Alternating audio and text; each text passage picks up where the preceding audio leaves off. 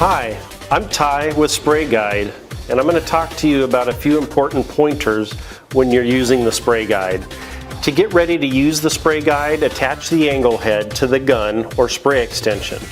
I like to use a 3-foot spray pole for spraying 7 to 8 foot ceilings instead of a shorter tip extension, because you'll have much better control and the wheel will actually roll smoother since you're controlling it with 2 hands. Slide the arm and wheel attachment onto the angle head and tighten the wing nut. Now adjust the spray so it just fogs the edge of the wheel, and then give it a try.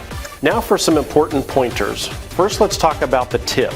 The spray guide only works with the correct tip sizes, which are wide fan tips only, like a 411, 513, and this is why.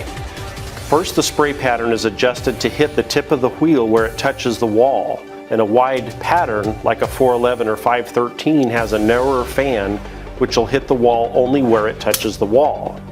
Whereas a narrow fan like a 211 or 313 has more of an oval pattern and will hit too wide of an area at the edge of the wheel. Plus the paint will build up on the wheel faster.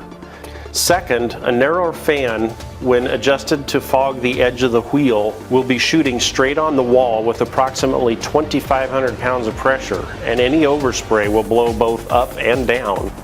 Whereas a wide fan tip, when adjusted to fog the edge of the wheel, actually creates an angle that will blow the overspray away from the wheel and the surface that you're trying to keep clean.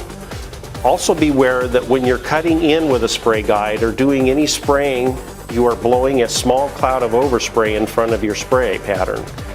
So when I'm cutting in a ceiling, for instance, I'll stop 3 feet or so before I get to the corner, and then I'll start at the corner and work away from it. This will keep the cloud from bouncing out of the corner and up onto the ceiling.